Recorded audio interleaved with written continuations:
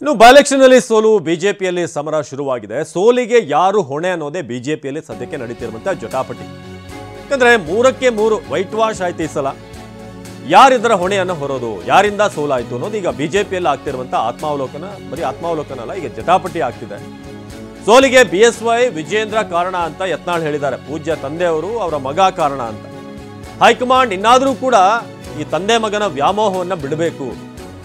ಪೂಜ್ಯ ತಂದೆ ಮತ್ತು ಪೂಜ್ಯ ತಂದೆಯವರ ಮಗನ ಮೇಲಿನ ವ್ಯಾಮೋಹವನ್ನು ಕಡಿಮೆ ಮಾಡಿದ್ರೆ ರಾಜ್ಯದಲ್ಲಿ ಬಿಜೆಪಿ ಸರ್ವೈವ್ ಆಗುತ್ತೆ ಅಂತ ಯತ್ನಾಳ್ ನೇರ ವಾಗ್ದಾಳಿಯನ್ನ ಮಾಡಿದ್ದಾರೆ. ಈ ಸೋಲಿಗೆ ನೇರ ಜವಾಬ್ದಾರಿ ಅವರೇನೆ. ಯತ್ನಾಳ್ ಹೇಳಿಕೆಗೆ ವಿಜೇಂದ್ರ ಕೂಡ ಅಷ್ಟೇ ತೀಕ್ಷ್ಣವಾಗಿ ಒಂದು ರಿಯಾಕ್ಷನ್ ಅನ್ನು ಕೊಟ್ಟಿದ್ದಾರೆ, ಪ್ರತಿಕ್ರಿಯೆಯನ್ನು.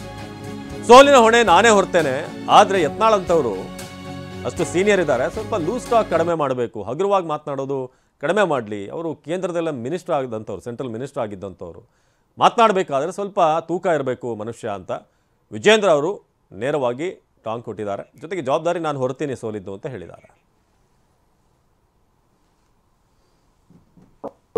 ನೀವು ರಾಜ್ಯಾಧ್ಯಕ್ಷರಿಗೆ ಪ್ರತಿಕ್ರಿಯೆ ಕೇಳ್ರಿ.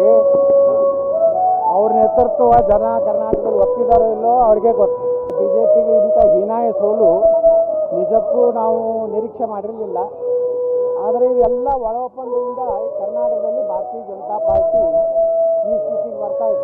ಇನ್ನಾದರೂ ಹೈಕಮಾಂಡು ಈ ಪೂಜ್ಯ ತಂದೆ ಮತ್ತು ಪೂಜ್ಯ ತಂದೆಯವರ ಮಗನ ಮೇಗಿನ ವ್ಯಾಮೋಹ ಬಿಡಬೇಕಂತ ನಾನು ಕೇಂದ್ರ ಹೈಕಮಾಂಡಕ್ಕೆ ವಿನಂತಿ ಮಾಡ್ಕೊತೀನಿ. ಯಾವ ರೀತಿ ಈ ರೀತಿಯನ್ನು ಹಗುರವಾಗಿ ಮಾತನಾಡ್ತಾರೆ, ಇದು ಸಹಿಸ್ಕೊಳ್ತಕ್ಕಂಥ ಪ್ರಶ್ನೆನಲ್ಲ.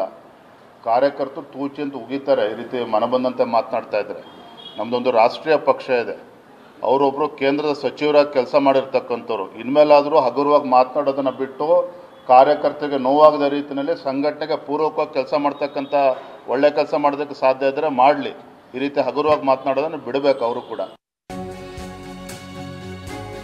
ಇನ್ನು 3 ಉಪಚುನಾವಣೆಯಲ್ಲಿ ಬಿಜೆಪಿಗೆ ಹಿನಾಯ ಸೋಲು. ಮೊದಲೇ ವಿಜೇಂದ್ರ ವಿರುದ್ಧ ಸಿಡಿದೆದ್ದಿರುವಂತಹ ಯತ್ನಾಳ್ ಬಣ ಆಲ್ರೆಡಿ ಅವರು ರೆಬೆಲ್ ಆಗಿದ್ದಾರೆ. ಸೋಲಿನ ಹೊಣೆ ತಾನೇ ವಹಿಸ್ತೀನಿ ಎಂದಿರುವಂತಹ ವಿಜೇಂದ್ರ ಈಗ ಪ್ರತ್ಯೇಕ ಮಿತ್ರಕೂಟದ ವಾದಕ್ಕೆ ಮತ್ತಷ್ಟು ಬಲ ಸಿಕ್ಕಿದೆ. ಅಂದರೆ ರಾಜ್ಯಾಧ್ಯಕ್ಷರಾಗಿ ವಿಜೇಂದ್ರ ಈ ಬಾರಿ ವಿಫಲರಾಗಿದ್ದಾರೆ ಅಂತ ಏನು ಹೇಳ್ತಿದ್ದಾರೆ, ಅದಕ್ಕೆ ಮತ್ತಷ್ಟು ಬಲ ಸಿಕ್ಕಿದೆ ಈ ಮಿತ್ರಕೂಟಕ್ಕೆ. ರಾಜ್ಯದ ನಾಯಕತ್ವದ ವಿರುದ್ಧ ಮತ್ತೆ ಧ್ವನಿ ಎತ್ತುವಂಥ ಸಾಧ್ಯತೆ ಇದೆ. ನಾಯಕತ್ವ ಬದಲಾಗಬೇಕು ಅನ್ನೋ ಆಗ್ರಹ ಹೆಚ್ಚಾಗಲಿದೆ.